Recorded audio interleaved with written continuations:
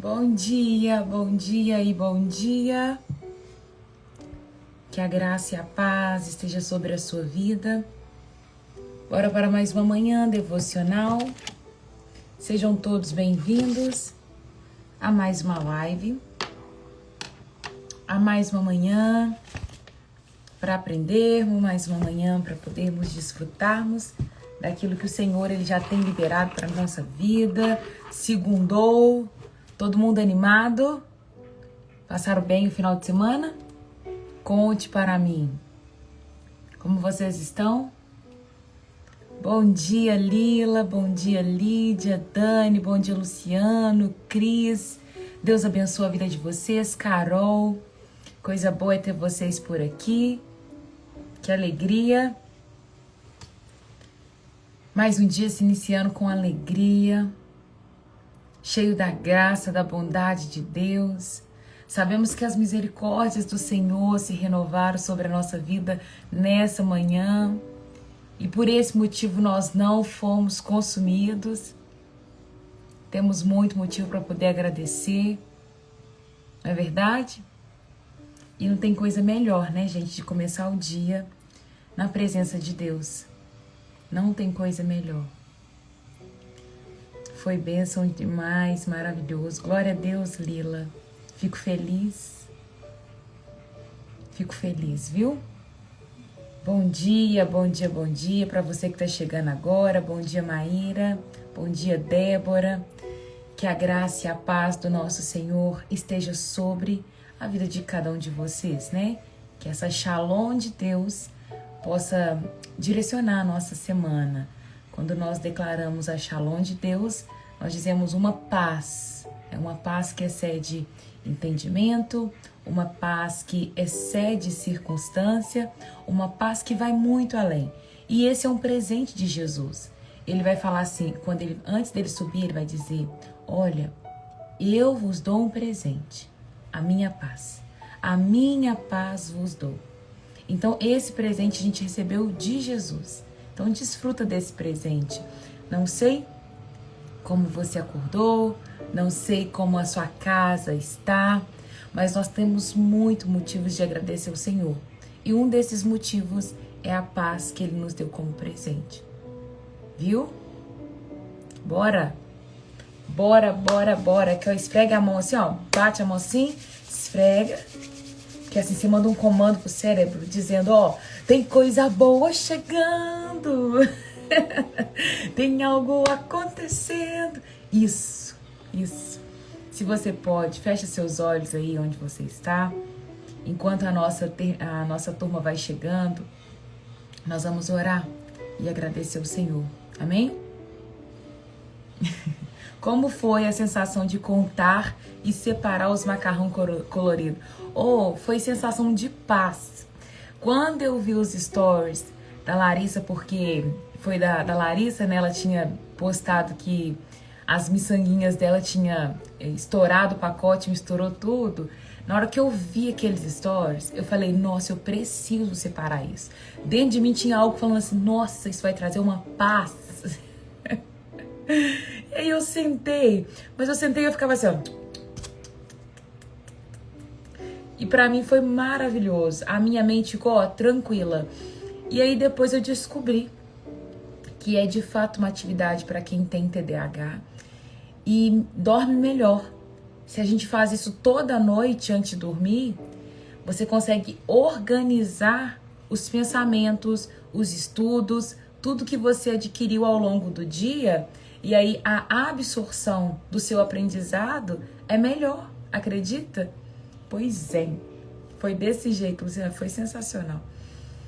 Foi isso. Betã, Deus é bom e sua benignidade dura para sempre. Amém, amém. Vamos orar? Feche seus olhos aí onde você está e começa a agradecer ao Senhor e peça para que Ele possa mesmo ministrar o seu coração, aquilo que Ele tem para liberar hoje. Pai, Abba querido, nesta manhã nós queremos te louvar, nesta manhã nós te bendizemos, porque o Senhor é bom, Pai, o Senhor é o nosso Deus. Nós te louvamos porque o Senhor é o nosso Pai e somos muito gratos por ter o Senhor. Obrigada, Deus. Nós queremos mesmo entregar a nossa vida nas Tuas mãos nesta manhã. Pedimos ao Senhor, Pai, que perdoe os nossos pecados, que purifique a nossa mente, o nosso coração e que nada nesta manhã nos separe do Senhor. Sabemos que as misericórdias do Senhor se renovaram e são elas a causa de nós não sermos consumidos, Pai. Venha com a Tua bondade, a Tua misericórdia, a Tua infinita graça sobre nós nesta manhã, para que nós possamos, Pai, ter relacionamento com o Senhor, para que possamos estar conectados a Ti e receber a porção do alto daquilo que o Senhor tem para liberar sobre as nossas vidas. Eu entrego o meu coração nas Tuas mãos, entrego o coração de cada um dos meus irmãos aqui presente, daqueles que ainda vão chegar nesse lugar, Pai. Que possamos ser sensíveis à Tua voz, que haja mesmo, Deus, uma porção sendo derramada sobre as nossas vidas. Nós queremos olhar para a Tua palavra e aprender com ela, Pai. Sabemos que este é o nosso manual. Nós queremos conhecer mais de quem o Senhor é e aprender como devemos viver, Pai. Então, em nome de Jesus, nos ensina por meio da Tua palavra. Ela é atemporal. Ela falou ontem, ela fala hoje e ela permanecerá falando aos nossos corações. Nos dê sabedoria e entendimento para compreendê-la. Que o Teu Espírito Santo, ele possa mesmo ter liberdade nesse lugar. Nós queremos ser fundamentados na Tua palavra, nós queremos ser estruturados nela, Pai, porque sabemos que não existe outro lugar para firmarmos o nosso pé, senão na Tua palavra, Pai, guiados pelo Teu Espírito. Então, em nome de Jesus, Espírito Santo, o Senhor tem liberdade neste lugar para firmar os nossos pés na Tua palavra, para que assim possamos ter um relacionamento sólido com o nosso Abba. Em nome de Jesus te pedimos, para que a Tua graça, Pai, possa estar sobre o nosso lar, sobre aquilo que fazemos, sobre os nossos relacionamentos e que a nossa vida, ela possa ser uma manifestação clara de quem o Senhor é, que os nossos olhos transmitam amor, que o nosso falar tenha bondade, que o nosso viver, Pai, ele tenha domínio próprio, ele tenha amabilidade, ele tenha, Pai amado, o fruto do Teu Espírito. É o que nós te pedimos nesta manhã. Hoje, Pai, é uma segunda-feira, segundo dia dessa semana, e eu te peço, Pai, que o Senhor libere do alto a porção que nós precisamos para romper essa semana, para viver diante daquilo que o céu já está se movendo. Em nome de Jesus, traga pessoas nessa live para te conhecer, Pai. Nós queremos mesmo levar esse evangelho adiante, queremos propagar o Teu nome e que muitas e muitas pessoas te conheçam, Pai, não só de ouvir falar, mas que tenham relacionamento com o Senhor, em nome de Jesus. Nós já te agradecemos porque sabemos que o Senhor ouviu a nossa oração. Muito obrigado, Pai. Em nome de Jesus, nós te louvamos. Amém. E amém. E amém. Que coisa boa, né? Tem coisa melhor do que começar o dia louvando o Senhor, falando com Ele? Não tem, gente. Eu sou apaixonadinha com Ele. Bom dia para você que chegou aqui agora. Que a graça e a paz do nosso Senhor Jesus esteja sobre o seu lar, sobre a sua casa, família, sobre o seu trabalho. Aonde que você chegar, você possa mesmo ser abençoada, abençoado. Que o Senhor venha te guardar na entrada, na saída. Que bendito seja tudo aquilo onde você colocar as mãos, aonde você pisar as plantas dos seus pés. Não vai ter nada nessa semana que você não vai conseguir fazer, que você não vai avançar, porque bendito é o fruto da sua mão, porque uma vez que você está enraizado na videira verdadeira, você será frutífero. E todos verão o lugar onde você está enxertado, uma vez que você produz frutos de bondade, de amabilidade, de temperança, de domínio próprio, de paz, de alegria, viu? De alegria. Amém? Amém? Posso ler um amém? É isso. É isso. Deus já preparou a nossa semana. E nós vamos viver lindas coisas nessa semana, em nome de Jesus. Vamos lá comigo em 1 Samuel, capítulo 15. Tem alguém que está aqui pela primeira vez? Se você está aqui pela primeira vez, deixa eu te conhecer.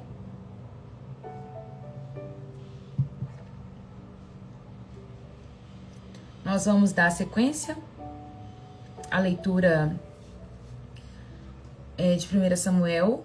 Hoje eu quero aproveitar esse texto que nós vamos ler, porque nesse texto é um dos textos que muitas pessoas apoiam, porque é um texto direto onde vai ter uma ordenança para matar pessoas, né? E muitos ateus, eles vão apoiar nesse texto para justificar a ruindade de Deus. Deus é mal, Deus não existe, e vai blá, blá, blá falar mais. Só que eles pegam textos isolados, sem entender o contexto, para justificar aquilo que eles querem. E hoje a gente tem muitas pessoas fazendo isso, né? Pessoas pegando textos isolados da palavra de Deus para justificar aquilo que eles querem. E hoje nós vamos entender esse contexto. E quando você topar, quando você der de frente com alguém, pegando esse texto de 1 Samuel 15 e falando assim, o que Deus de vocês é ruim, ou pessoas que falam assim, por que o Deus do Velho Testamento manda matar? Já ouviram essa expressão? Quem já ouviu essa expressão de falar assim, nossa, o Deus do Velho Testamento é um Deus que mandava matar, é um Deus de guerra, é um Deus de morte, e agora o Deus do Novo Testamento é um Deus bonzinho, né? É um Deus que já não vem com guerra mais. Tem diferença de Deus? Vocês acham que o Deus mudou? Não tem diferença de Deus, o Deus é o mesmo, porém o cenário e o contexto eles são diferentes, tá? E é isso que nós vamos ver aqui. Qual que é o contexto que nós terminamos na semana passada?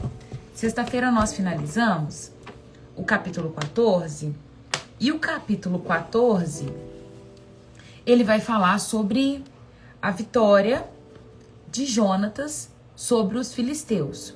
O contexto que viemos estudando é Saul tomando posse como primeiro rei de Israel. Ele guerreou a primeira vez contra o rei Nas, que era um rei que... O rei Nas, ele queria lutar contra a cidade de Jabes de Gileade, que era um povo israelita.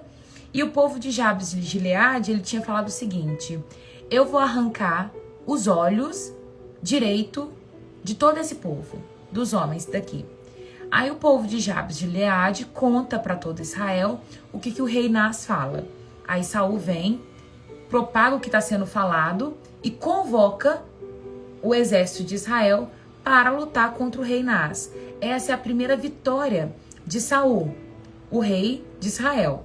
E aí depois que Saul ganha essa batalha, o povo vai ver que Deus estava de fato com Saul, porque havia uma porção mesmo de Deus sobre a vida de Saul.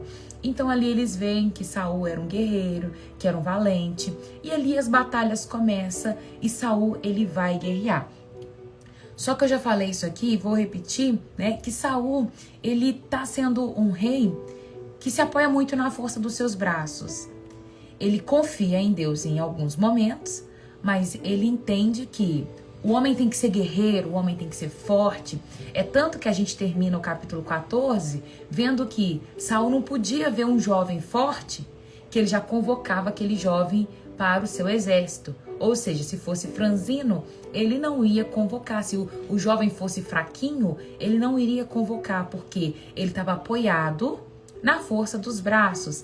Então, quando ele entrou para o seu reinado, ele foi um rei valente que queria destruir. Então, no primeiro momento, ele destrói o rei Nas. Continua a guerra, o povo filisteu sobe contra eles. Aí, o que ele faz? Ele vai para a batalha. Aí, no primeiro momento, ele ganha a batalha dos filisteus. Os filisteus ficam invocados e falam assim, Saul, peraí que eu vou preparar uma para você. Nesse momento que os filisteus vão juntar ali o seu exército, sobe com 6.000 cavaleiros, 3.000 carros de guerra e soldados inumerados, não dava para contar. A palavra fala que era como a areia do mar, incontáveis. Então sobe muitos soldados. E ali Saul vai temer. Ele teme tanto porque ele vai ver uma dispersão do seu exército que ele fica com medo. E ele tinha que esperar um determinado dias, eu acho que é 7, não vou lembrar certinho agora, mas ele precisava esperar alguns dias para Samuel chegar e fazer um sacrifício ao Senhor, porque ele precisava de respostas. E ele não espera Samuel chegar. Ele se considera talvez suficiente para que naquele momento de pressão ele podia fazer o sacrifício. E Saul faz o sacrifício. Esse foi o primeiro erro de Saul. Samuel chega e fala: Saul, o que você fez? Não tá certo. Você poderia ter reinado para sempre, mas hoje o Senhor te destituiu como rei.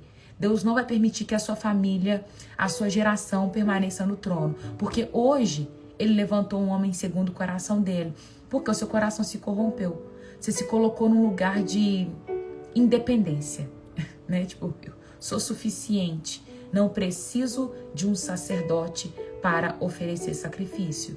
E ele sabia que quem oferecia sacrifício era sacerdote. E ele faz o sacrifício. E ali continua a batalha, e o capítulo 14 vai ser Jonatas, o filho de Saul, vendo tudo isso acontecendo. O povo filisteu subindo para a batalha, forte, um exército numeroso, com armamento pesado, com carro de guerra, com cavaleiro, muita gente. O povo aqui de Israel, do lado de Saul, sendo dispersado. O exército aqui, muita gente fugiu para outra cidade, porque na hora que viu esse povo subindo forte, quem estava com medo foi embora. Saul ficou desesperado. O que Jonatas, o filho de Saul, faz? Ele falou assim: o quê? Eu vou fazer uma prova com Deus. Ele sai de fininho, sem seu pai ver. Ele vai para uma cidade, seu pai vai para outra cidade. E ele fica num ponto. E ele ora ao Senhor e fala: Deus, se eu chegar num ponto e esses camaradas me chamar para subir com eles, eu vou entender que o Senhor está entregando o exército na minha mão. Mas se eles não falarem nada, eu vou ficar na minha, eu vou entender que eu não vou vencer batalha e eu vou voltar para trás. E quando ele chega no ponto, o exército grita: vem, vem que nós vamos acabar com vocês. Ele: Deus tá, ganha a batalha. E Jonatas sobe. E ali Jonatas começa a matar todo aquele povo. Ele atacava o homem, o seu comandante matava. Atacava outro homem, o comandante matava, numa pirambeira. E eu falei semana passada, na sexta-feira, de que Deus não precisava de um exército. Deus precisava de um coração disponível. É isso que está acontecendo com Jonatas, filho de Saul. Ele é um guerreiro corajoso, mas não só corajoso por conta própria. Ele temia a Deus. Na nossa jornada da vida, vai acontecer da mesma forma. Vai ter momentos que a gente vai ficar com medo, e é normal. Mas se a gente tem um coração disponível e não para diante do primeiro obstáculo, nós vamos transpondo barreiras, nós vamos rompendo, e ali o Senhor entrega inimigos na nossa mão. Eu falo inimigo, gente, mas entenda, tá? O contexto. Ele vai entregando aquilo que nós precisamos. Seja uma dor, uma dificuldade, seja lá o que for que você precisa. Mas ele entrega nas suas mãos porque você confiou. Porque você escolheu entrar em um lugar de dependência. É isso que Deus faz com aqueles que confiam nele. Com aqueles que se colocam em um lugar de: eu escolho depender do meu Deus. Eu escolho confiar nele. E aí Deus faz isso com Jonatas. E aí tem um contexto depois de que Saul, ele não deixa o povo comer. E Jonatas vai lá e come, sem saber a ordenança que o pai dele tinha dado. E Saul promete matar quem tivesse comido, porque ele pede uma resposta para Deus e Deus não responde. Então ele entende que alguém tinha pecado, descobre que quem tinha pecado era o filho dele, manda matar o filho dele. O povo não deixa matar Jonatas, porque Jonatas tinha sido um guerreiro naquele dia, entregado todo o povo filisteu na mão deles. E aí acaba que não mata Jonatas e a história vai continuar. Nós entramos no capítulo 15 diante de outro cenário. Mas finalizamos o 14 com o povo filisteu derrotado, Jonatas saindo como um guerreiro e Saul procurando jovens para o seu exército. ok? Pronto? Ei, Instagram, você gosta, né? Vamos lá. 1 Samuel, capítulo 15. Vamos para a leitura. Contextualizei, até mesmo para quem não participou da semana passada, não ficar perdido. Então você vai conseguir acompanhar tranquilamente. Certo dia, Samuel disse a Saul: foi o Senhor que me enviou para ungí-lo rei de seu povo, Israel. Agora ouça esta mensagem do Senhor. Assim diz o Senhor dos Exércitos: resolvi acertar as contas com a nação de Amaleque, por ter se colocado contra Israel, quando o povo saía do Egito. Agora vá e destrua completamente a nação de Amaleque, homens, mulheres, crianças, recém-nascido, gado, ovelha, camelo e jumento. Você pode grifar o versículo 3 se você quiser, tá? Feliz ano novo, Raira. Então Saul reuniu seu exército em Telaim. Havia 200.000 soldados de Israel e 10.000 homens de Judá. Em seguida, Saul e o exército foram à cidade dos Amaleques. Armaram uma emboscada no vale. Saul mandou este aviso aos queneus: afastem-se de onde vivem os amalequitas, para que não morra com ele, pois vocês demonstraram bondade a todos os israelitas quando saíram do Egito. Então os queneus saíram do meio dos amalequitas. Saul atacou e derrotou os amalequitas, desde Avilá até Sur, ao leste do Egito. Capturou Agag, o rei amalequita, e destruiu completamente todo o povo. Saul e seus homens pouparam a vida de Agag, bem como o melhor das ovelhas, do gado, dos bezerros gordos, dos cordeiros, e destruíram apenas o que não tinha valor ou que era de qualidade inferior. Então agora vamos entender. A ordem aqui é: agora vá, destrua completamente a nação de Amaleque. Homens, mulheres, crianças, recém-nascidos, gado, ovelha, camelos e jumentos. Tá tendo uma ordem aqui, e essa ordem aqui é no imperativo, tá?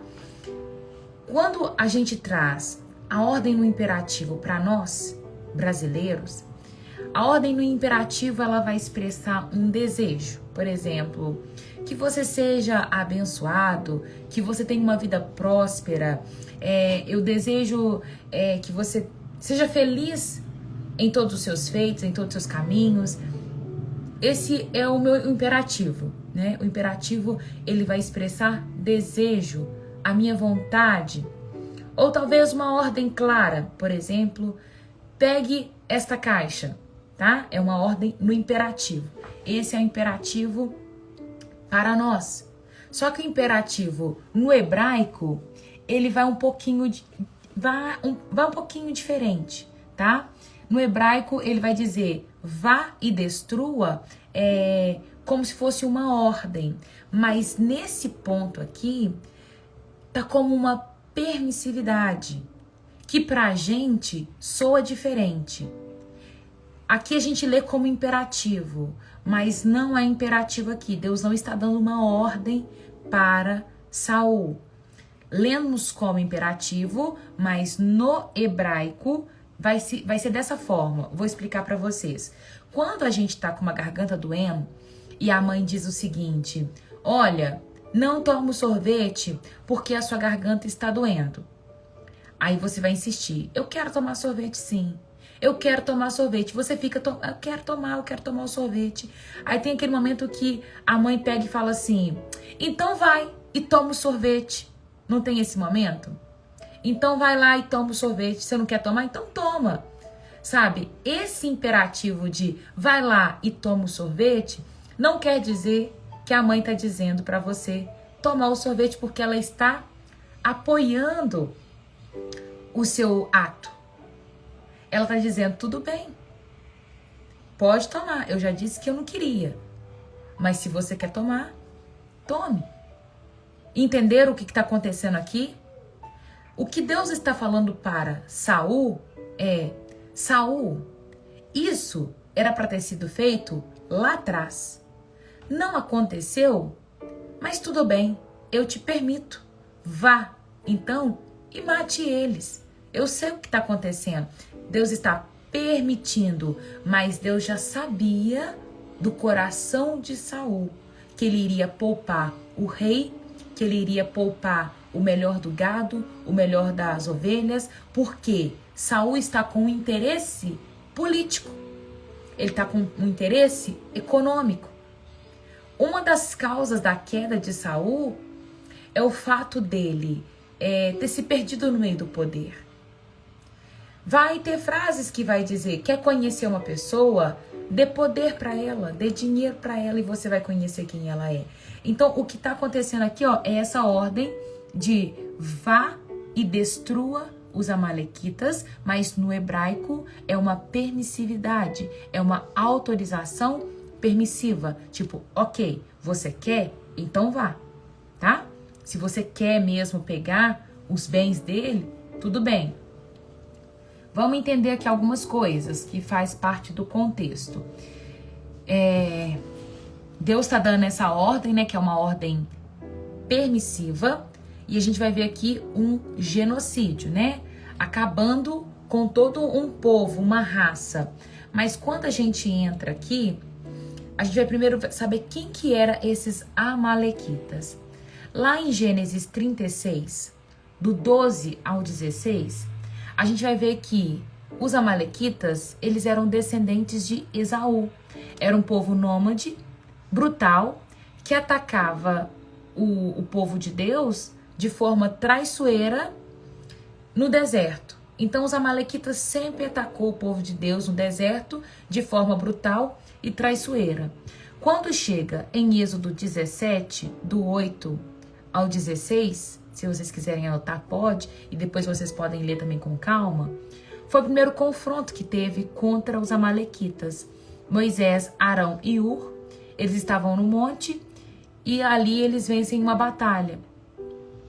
Quando chega em Deuteronômio 25, 17 e 19, Deus promete apagar a memória dos amalequitas e ordena que Israel os destrua quando tiver descansado seus inimigos.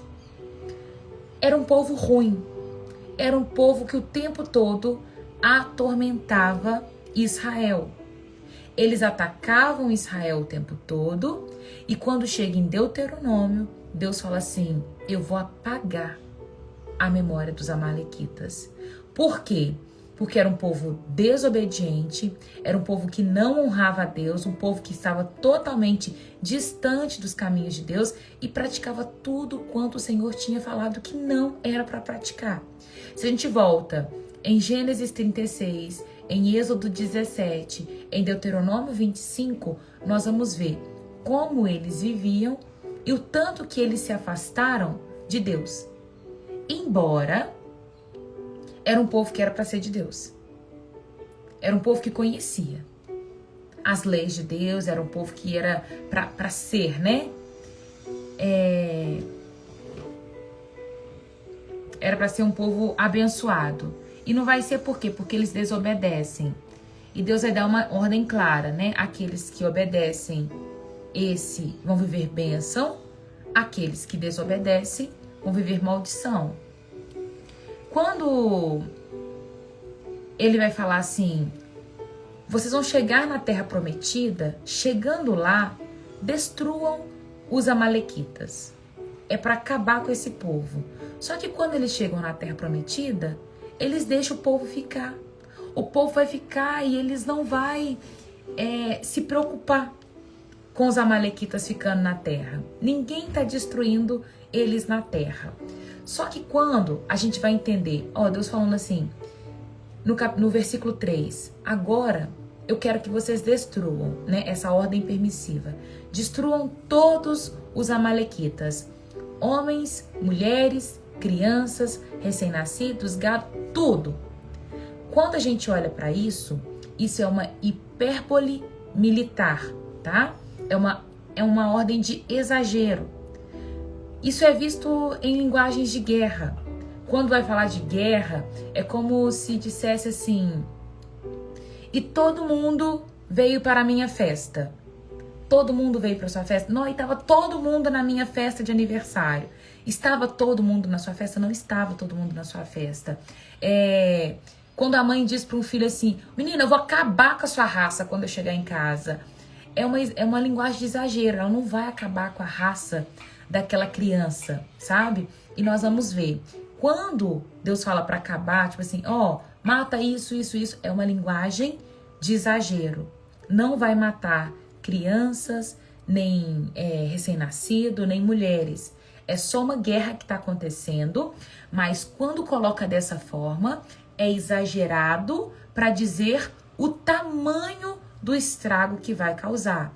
É uma guerra para acabar com os amalequitas, com os homens de guerra, para pôr um ponto final diante do que eles provocam em Israel. Conseguem compreender? Tá ficando claro até aí? Chama linguagem hiperbólica militar. É comum nos registros no Oriente Médio. E é chamado de herém. Anátema ou consagração total à destruição, usado não como literalidade absoluta, mas como uma forma de expressar o julgamento de Deus. Deus está dizendo, é nesse momento que eu vou fazer juízo sobre os amalequitas. É tanto, gente, que nós vamos ver que não vai acabar com todos os amalequitas, porque quando chega em 1 Samuel, no capítulo 30, Davi vai estar lutando contra os amalequitas. Vamos lá para vocês entenderem. Deixa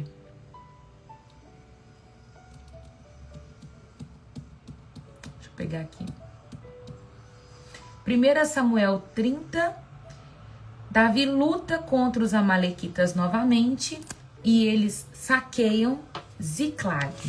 Deixa eu ver aqui. Então, em 1 Samuel 15, Deus está dando uma ordem. Matem homens, mulheres, crianças, tudo. Então, se tivesse matado tudo, se tivesse acabado com todo mundo, teria alguém para fazer um novo povo para lutar contra Davi no capítulo 30? Entende? Passa-se alguns anos e Davi está lutando novamente com os amalequitas. Então tá vendo que essa linguagem lá atrás de matar todo mundo foi hiperbólica para dizer o tamanho do estrago que seria causado? Deus está vindo com um grande juízo sobre os amalequitas. Aí alguns vão dizer: Raira, mas então Deus é ruim porque manda matar e Deus está indo contra a palavra dele que diz que não é para matar? Não, a lei do Senhor, na tradução correta, não é não matar, é não assassinará, que é uma lei aplicada para não matar com crueldade. Você não vai assassinar ninguém. Olha, explicando bem explicado para vocês não entenderem mal. A ordem do Senhor você não vai assassinar ninguém. Mas a lei lá não está condenando um juiz, por exemplo, que em seu país tem, por lei, a pena de morte. Entende? Não está condenando, tá? Não condena esse ponto. Então, o que aconteceu nesse episódio? Para vocês entenderem bem, é como se os amalequitas, eles fossem um serial killer. Supondo que hoje tem um serial killer solto e ele mata mulheres e mata muitas mulheres e o tempo todo ele procura e mata muitas mulheres e mata crianças. E esse serial killer é preso. Aqui no Brasil, o que acontece com ele, gente? Ele vai ficar preso, talvez ele fique preso por 20 anos, 30 anos, que no Brasil é mais difícil. Mas tá, esse serial killer ele ficou preso. Mas sabemos que se esse serial killer ele for solto, ele vai voltar a matar várias outras mulheres. É como se fosse, com licença da palavra, e eu vou falar isso com muito cuidado, tô ilustrando para vocês entenderem. É como se fosse uma praga. Se ele é solto, ele vai continuar matando pessoas inocentes. O que se faz com essa pessoa? Precisa exterminar essa pessoa que está acabando com outras várias pessoas. Se é nos Estados Unidos, em alguns países, né? Em alguns países tem pena de morte. Não são todos que têm. Mas se esse serial killer, ele cai em um país que tem pena de morte, o juiz entende que esse serial killer oferece um perigo muito grande para a sociedade e ele não pode ficar solto. Então é melhor eu acabar com esse serial killer do que ele continuar matando outras pessoas inocentes. Conseguiram entender? Ou não? Conta para mim.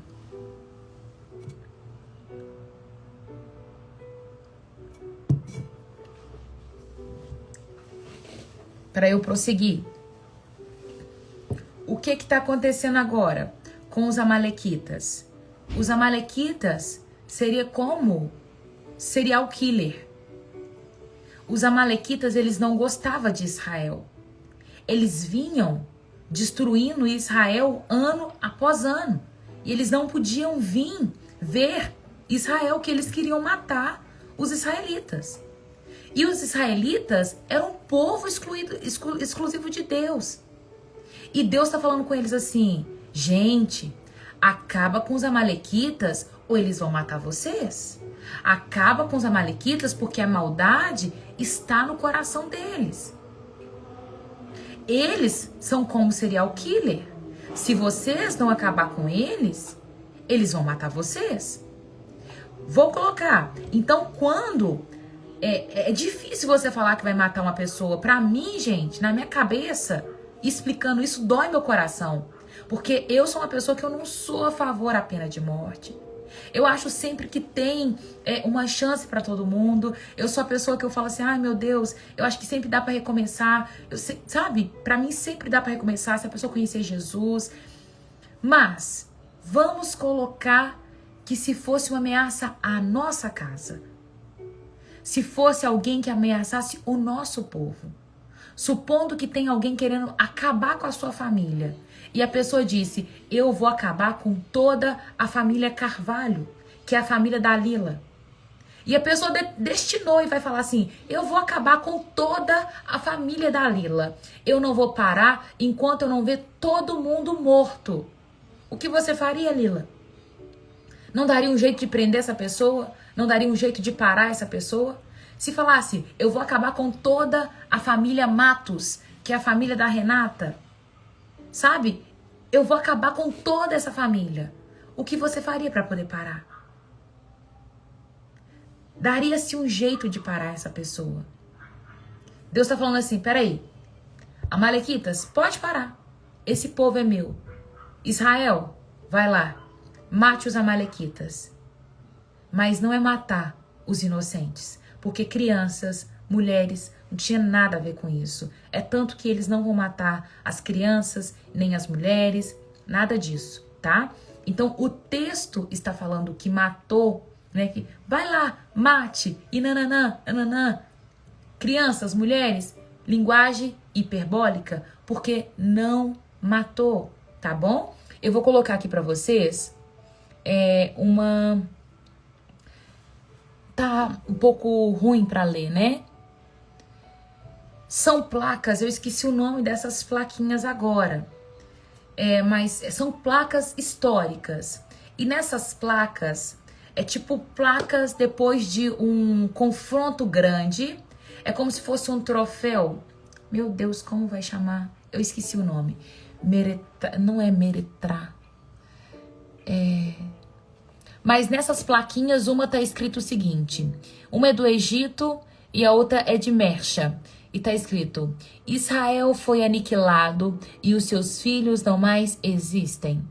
Essa é a da esquerda. E a outra fala: Israel desapareceu por completo e para sempre. Gente, isso é uma verdade? São duas placas depois de guerras, depois de confrontos de guerra. Duas placas históricas que estão pregadas. Hoje, na verdade, elas estão em museus. Mas elas foram pregadas no final de guerras, dizendo que o povo de Israel foi aniquilado por completo, que nenhum dos seus filhos existem mais, que desapareceu para sempre. É uma verdade? Israel foi destruído para sempre? Não. Israel não foi destruído para sempre. O povo de Israel ainda existe. Eles ainda são numerosos. Tá vendo o que é uma hipérbole militar? É isso. É dizer que num confronto nós acabamos com muita gente, mas não acabou com o povo todo. Mas fizeram questão de registrar que nenhum de seus filhos mais existem. Isso é uma hipérbole militar, tá? Peraí. Já ia encerrar a live. Parar de compartilhar. Claro agora? Bem claro? Pronto. Então, quando falar, mas Deus mandou matar criança, Deus mandou matar mulher que não tinha nada a ver com isso. Não, Deus não mandou. Deus não mandou. Acontece que nesse contexto, Deus dá uma autorização permissiva para Saul fazer o que já era para ter sido feito lá atrás. Foi? Pronto. Acabar com o serial killer, né? É isso.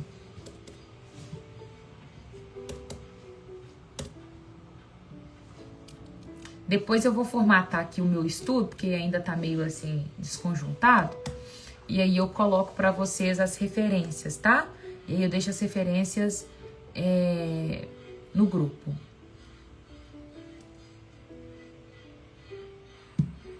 Então, isso demonstra que foi uma destruição, não foi literal, e a linguagem usada foi hiperbólica e simbólica. Logo após, nós vemos uma desobediência de Saul e a rejeição do Senhor. Por quê? Ele vai deixar aqui e vai preservar a vida do rei Agag. O rei tá ficando e ele deixa aqui as ovelhas, as melhores, o gado, os bezerros gordos, os cordeiros, e ele destruiu apenas o que não tinha valor. Vamos continuar a leitura. Versículo 10. Então o Senhor disse a Samuel: arrependo-me de ter colocado Saul como rei, pois se ele afastou de mim e se recusou a obedecer às minhas ordens. Samuel ficou tão frustrado ao ouvir essas palavras que clamou ao Senhor a noite toda. Se você gosta de grifar, grifa essa parte na sua Bíblia. Arrependo-me de ter colocado Saul como rei, pois ele se afastou de mim e se recusou a obedecer às minhas ordens. Na manhã seguinte, bem cedo, Samuel foi procurar Saul. Alguém lhe disse: Saul foi para a região do Carmelo, onde levantou um monumento para si próprio. Depois seguiu para Gilgal. Quando Samuel finalmente encontrou Saul, o cumprimentou com alegria. Que o Senhor abençoe, disse Saul. Cumpri a ordem do Senhor. Samuel perguntou: então, o que é esse balido de ovelha e esse mugido de boi que eu estou ouvindo? Saul respondeu: é verdade que os soldados pouparam o melhor das ovelhas e dos bois que pertenciam aos amalequitas? Mas eles vão sacrificá-lo ao Senhor Deus. Quanto ao resto, destruímos tudo. Então Samuel disse a Saul: basta, ouça o que o Senhor me disse na noite passada. O que foi? Perguntou Saul. Samuel respondeu: Embora a seus próprios olhos vocês se consideram insignificante, não se tornou líder das tribos de Israel? Sim, o Senhor ungiu rei sobre o povo.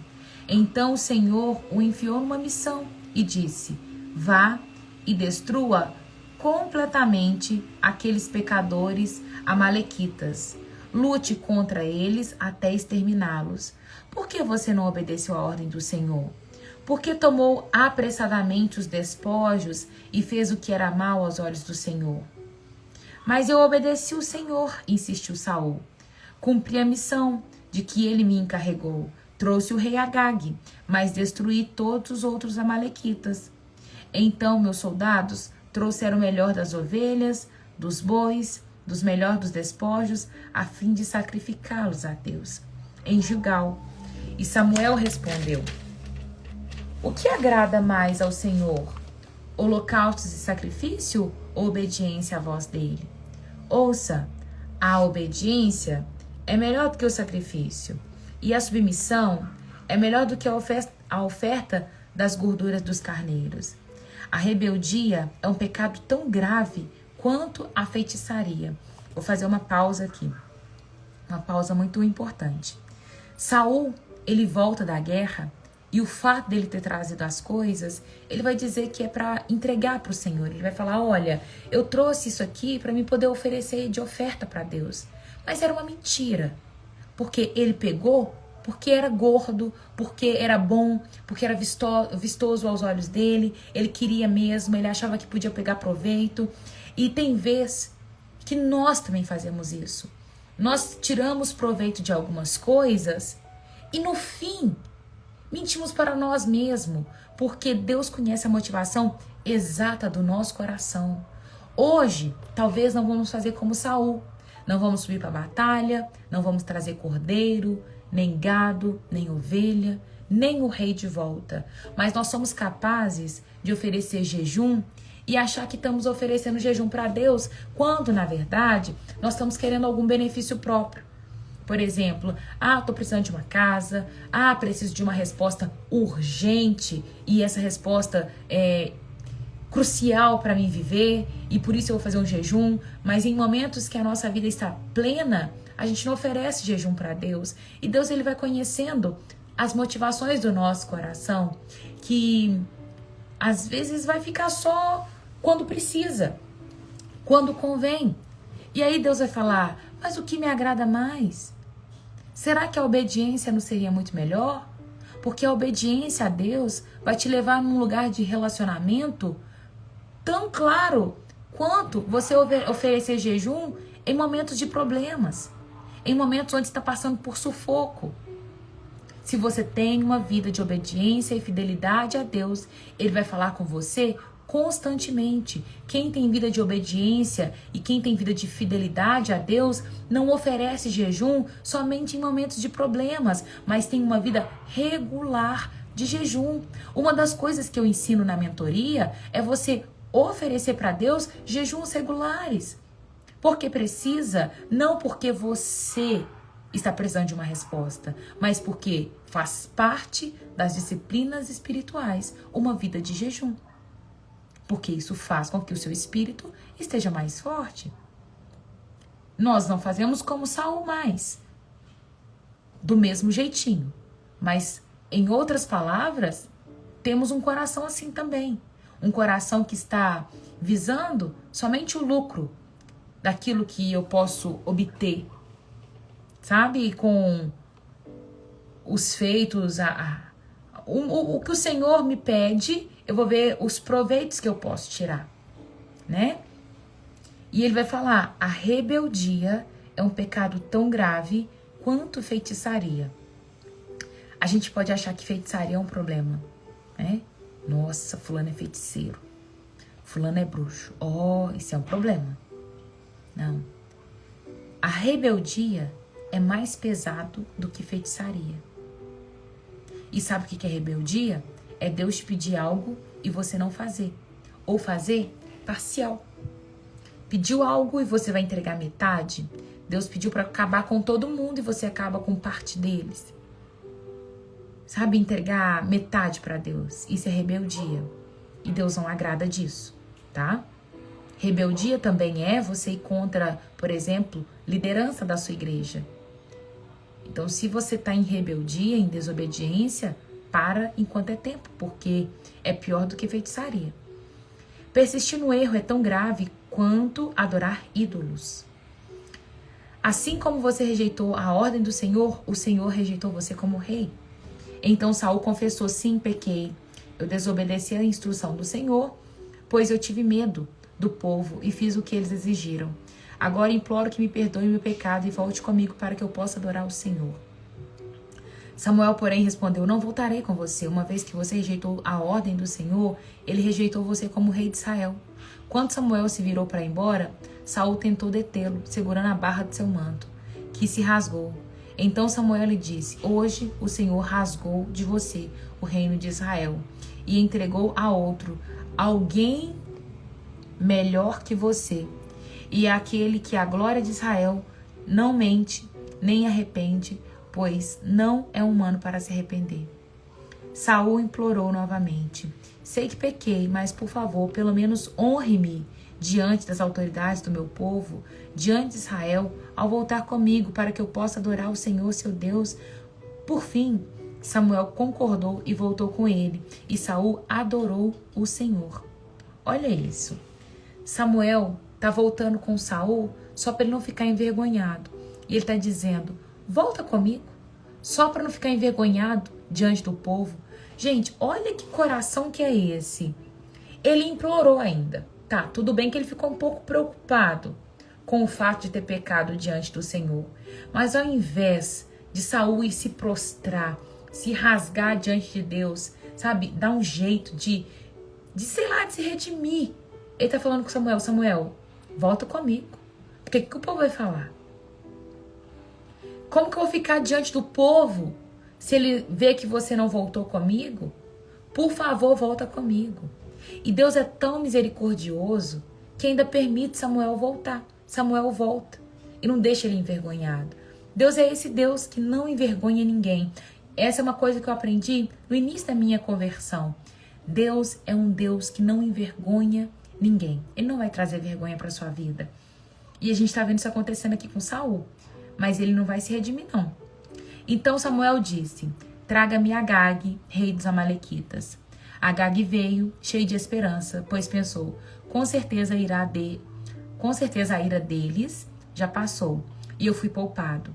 Mas Samuel disse: assim como sua espada matou os filhos de muitas mães, agora sua mãe ficará sem filho. E Samuel cortou Agag em pedaços diante do Senhor em Gilgal. Depois Samuel foi para Ramá, e Saul voltou para casa em Gibeá, sua cidade. Até o dia em que morreu, Samuel não voltou a ver Saul, embora sempre lamentasse o que aconteceu com ele. E o Senhor se arrependeu de ter estabelecido Saul como rei de Israel. Última coisa para comentar. Quando fala o Senhor se arrependeu, tá? Aí vai falar assim, no versículo 29 vai falar assim, que Deus é aquele que é a glória de Israel, ele não mente e não se arrepende, pois ele não é humano para se arrepender. Aí no versículo baixo vai falar assim, e o Senhor se arrependeu de ter criado Saul. Quando fala que o Senhor se arrependeu de ter levantado Saul, é que Deus ficou muito triste com a escolha que ele fez, tá? Não é que Deus, por que eu fui levantar Saul? Que arrependimento? Não, não é esse arrependimento que nós temos, porque Deus não se arrepende, tá? Deus não é homem, ele não tem o sentimento que nós temos. Mas quando fala que ele se arrependeu, é que ele lamentou pela escolha que Saul fez, né? Saul não quis obedecê-lo, tá? É esse o contexto aqui, tá bom? Deus é um Deus justo, ele não muda, ele permanece para sempre. Saul cometeu um erro e Deus ele ainda tem muita misericórdia de Saul, porque ele vai ficar no reino por um tempo ainda, mas o seu reinado não durará para sempre. No capítulo 16, na quarta-feira, nós vamos entrar no momento em que Davi é ungido rei. E daqui para frente, gente, Ah, eu amo daqui pra frente. Eu sou uma pessoa que sou apaixonada com a vida de Davi. E Deus fala muito comigo através da vida de Davi. Eu tenho um caso sério de amor com a vida de Davi. Me identifico muito. Então aí nós vamos conhecer a história de Davi daqui pra frente. Mas esse aí foi o rei Saul. E o erro dele foi ter oferecido sacrifício sem poder, ter poupado a vida do rei, dos gados, quando o Senhor tinha falado: Saul, é sem interesse político, é sem interesse econômico, eu não quero sacrifício, eu quero obediência. Foi isso, tá? Tem alguém que tá assistindo essa live pela primeira vez, que ainda não entregou a vida para Jesus e gostaria de entregar a vida para Jesus nesta manhã? Se você quer, você vai escrever nos comentários assim: Senhor Jesus, eu te aceito como meu único e suficiente Senhor. E se você está afastado dos caminhos e hoje você quer voltar, você vai escrever: Senhor Jesus, eu quero voltar. E eu vou orar por você. Amém? Ficou claro? Todo mundo entendeu? Uma coisa para poder finalizar. Muitos, com base nesse texto, podem chegar a duvidar da bondade de Deus, mas da existência de Deus não dá para duvidar. Porque com base no quê? Né, que a pessoa vai falar assim: ah, o que foi feito aqui foi errado. Mas com base em qual lei? Porque quando a gente vai olhar isso tudo, foi cultural. Foi base com uma religião, tá? Quando a gente olha massacres, coisas que são erradas, é um olhar de alguma coisa, não é? Igual, por exemplo, aos nossos olhos, o que os nazistas fizeram com os judeus foram errado. Foi bem errado. Mas é errado aos olhos de quem? Aos nossos olhos, né? Porque aos olhos dos nazistas, estava certo. Não estava? Como chama aqueles povos que mata negros, que não gosta de negros? Tem um povo também que não gosta de negros e que mata negros. Eu esqueci o nome deles. Mas tá errado pra gente? Pra gente pode ser errado. Pra eles não é errado. Então, quando a gente olha para um ponto de vista, tá errado? Com base no quê? E olhando isso aqui, olha, não é racista não. Tem um grupo, quer ver? Grupo que mata negros. Eu esqueci o nome agora. Mas tem um grupo, sabe?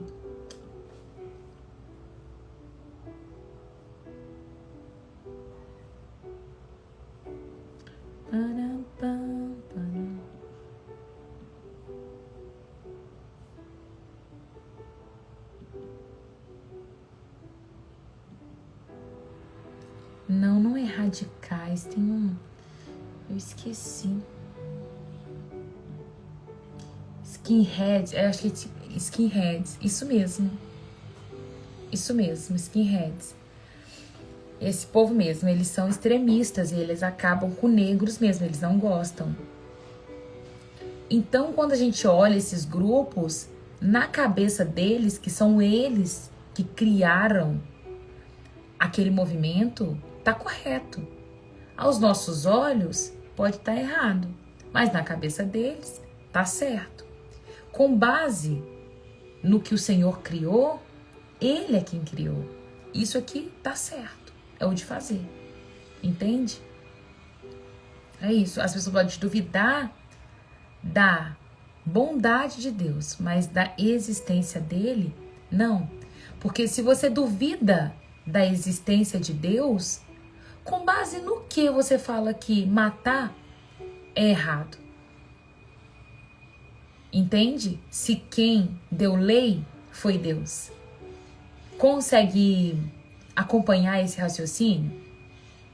Porque a lei de amar o próximo, a lei de guardar a vida do próximo, é criada por Deus. Se você fala que Deus não existe, então não é errado matar. Só é errado matar se você acredita em Deus. Porque se você não acredita em Deus, não faz sentido. Conseguiu pegar o raciocínio, né?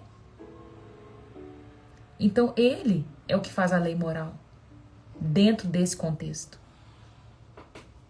É isso. É isso. Gente, tem hora que a mente pira. Eu começo a estudar, eu falo assim, meu Deus, meu Deus. Ah, tem alguém assistindo essa live que mora em Engenheiro Coelho, em São Paulo? Aí a pessoa vai falar assim, ai, Deus não existe, porque ele mandou matar. Uai, mas se ele não existisse, então não é pecado matar, meu filho.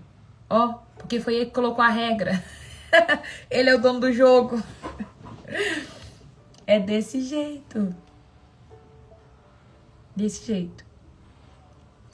Bora terminar, né? Mão no coração, fecha seus olhos e fala assim, Senhor Jesus, muito obrigada por esta palavra, que eu consiga compreender melhor cada dia mais a tua palavra. Que ela possa germinar em meu coração e produzir muitos frutos. A 30, a 60, a 100 por 1. Deus, em nome de Jesus, nesta manhã eu quero te agradecer por esta palavra, pela tua bondade, o teu amor, a tua graça infinita e a tua misericórdia sobre as nossas vidas. Obrigada porque o Senhor é o nosso Deus e o Senhor é que rege a nossa lei moral. O Senhor é o nosso Deus, Pai amado, que nós queremos viver em obediência a tudo aquilo quanto o Senhor nos ordenar. Pai, nos coloque em um lugar de fidelidade, um lugar de obediência, em nome de Jesus. Que nós possamos mesmo entregar tudo aquilo quanto o Senhor espera de nós. Nos dê uma mente renovada nesta manhã, bem ajustada e alinhada com o Teu Espírito Santo, para que possamos nos mover debaixo da nuvem, Pai. Eu te agradeço pela vida de cada um dos meus irmãos que aqui está. Que o Senhor possa mesmo guardá-los e fazer viver em segurança. Em nome de Jesus, é o que eu te peço nesta manhã. Amém. Amém. Deus abençoe a vida de cada um de vocês. Viu? Que o Senhor os abençoe e os guarde. Que Ele faça resplandecer o rosto dele sobre ti. Tenha misericórdia de ti e te dê a paz. É isso. Tô precisando de alguém que mora em Engenheiro Coelho. Um beijo. Fiquem com Jesus, tá? Até quarta-feira, se Deus quiser.